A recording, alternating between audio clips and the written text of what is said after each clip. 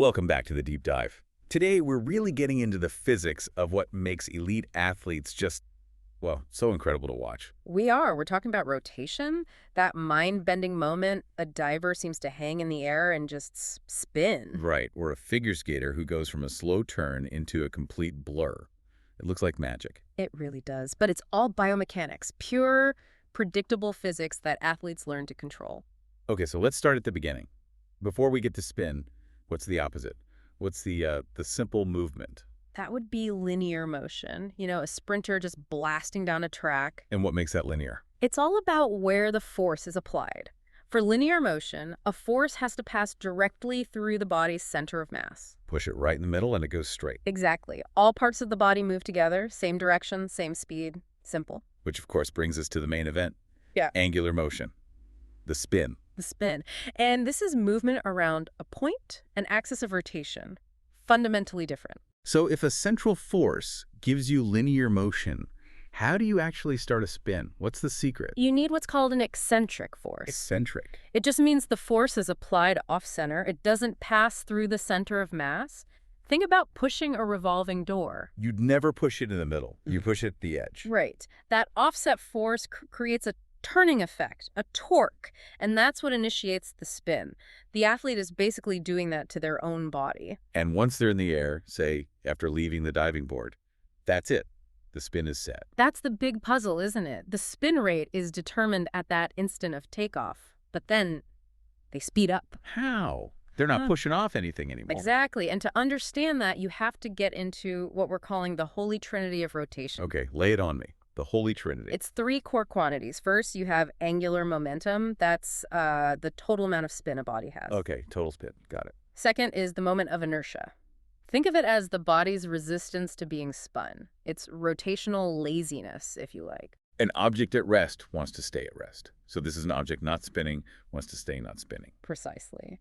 And third is angular velocity, which is just a fancy way of saying how fast it's spinning. Right. So angular momentum, moment of inertia, and angular velocity. How do they all connect? There's a simple and actually quite beautiful equation. Angular momentum is just the moment of inertia multiplied by the angular velocity. Ah, okay, so they're all linked together. If one changes, something else has to change to keep it all balanced. That is the key. And the one that the athlete can actually control in midair is the moment of inertia. The resistance, how do they control that? Well, it's determined by two things. First is just the mass of the body. Heavier athlete, harder to spin. That makes sense. But they can't change their mass mid-flight. No, they can't. But they can change the second factor, which is the distribution of that mass around the axis of rotation. That's the lever they can pull. What does that mean, the distribution of mass? Okay, think about sitting in a spinning office chair. If you just sit there, you spin at a certain speed. Right. Now, what happens if you stick your arms and legs out as wide as you can? Oh, you slow down instantly. You slow down, you've spread your mass further from the center, from the axis of rotation.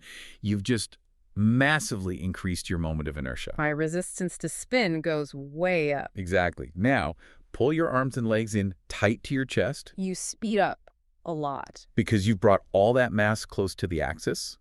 Your moment of inertia plummets, your resistance drops, and to keep everything balanced, you spin faster. But why do you spin faster? What's the rule that says that has to happen? That brings us to the most important law for this whole discussion, the principle of conservation of angular momentum. And this only works when you're in flight, right?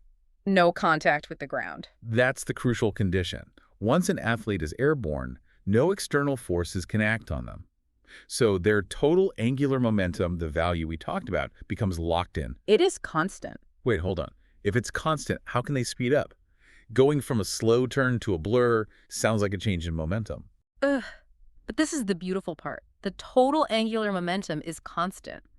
But remember the equation. Moment of inertia times angular velocity. Right. That product, that total value, has to stay the same. So if the athlete does something to change one of those variables, The other one has to change in the opposite direction to compensate. It's a trade-off. it's a perfect trade-off.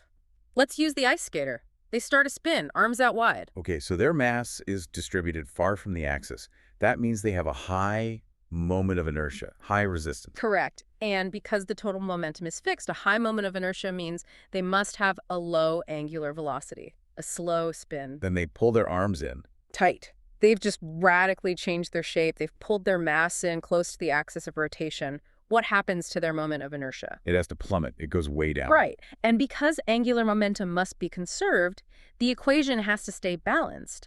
The only thing left to do is for the angular velocity To shoot up? to increase proportionally. They trade resistance for speed.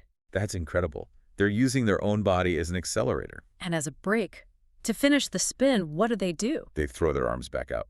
Which increases the moment of inertia again. And that forces the angular velocity to drop, giving them a slow, controlled finish. It is the defining skill, being able to make those adjustments in a split second. It is. And it's something we can actually measure and visualize. We don't just have to watch it. We can graph it. Okay, so how would a coach look at this on a screen? How do you graph this principle in action? Well, you'd plot all three quantities over time for, say, a dive. Let's do a 3.5 somersault. What would the graph for angular momentum look like during the flight phase? It would just be a perfectly flat horizontal line. Because it's conserved, it's constant. Exactly. That's your baseline. If that line isn't flat, something is wrong. Okay, baseline is flat. Now, what about the other two lines, moment of inertia and angular velocity? They have to be mirror images of each other, an inverse relationship shown visually. So when the diver jumps off of the board and goes into that tight cuck, The moment they tuck, their mass distribution shrinks. So the line for moment of inertia will take a sharp dive downwards. and at that exact same moment, The line for angular velocity has to show a sharp spike upwards. One goes down, the other goes up, a perfect mirror. then just before they hit the water, they open up their body. Yep. The moment of inertia graph will shoot back up, and the angular velocity graph will plummet back down, slowing the rotation for a clean entry into the water. So you can literally see the trade-off happening on the graph. It proves the physics. It's the quantitative proof of a successful skill. It connects the theory directly to the performance. So to recap this deep dive, angular motion starts with an eccentric force, a force applied off-center. Right. And once you're in the air, your spin is governed by the Holy Trinity: angular momentum, moment of inertia, and angular velocity. With the key being that angular momentum is conserved, forcing that incredible trade-off between inertia, your resistance, and velocity, your speed. Exactly. And mastering how you shift your body's mass to manipulate that inertia is what separates the good from the truly great. It's been fascinating. But I'll leave you and everyone listening with one last question to think about. A little thought experiment. Go for it. We talk about how the eccentric force starts the spin. Now think about an elite diver on the board. If they can strategically shift their body's center of mass further away from their axis of rotation just before they launch, what does that do to the amount of eccentric force they need to generate to get the spin they want? Huh. That's a great question. It ties it all back to the very beginning. It does. It's all connected. That is definitely something to mull over. For more technical deep dives into rotational mechanics and to explore that very question about the center of mass, you can check out the rest of Topic 2 on revisedirect.com.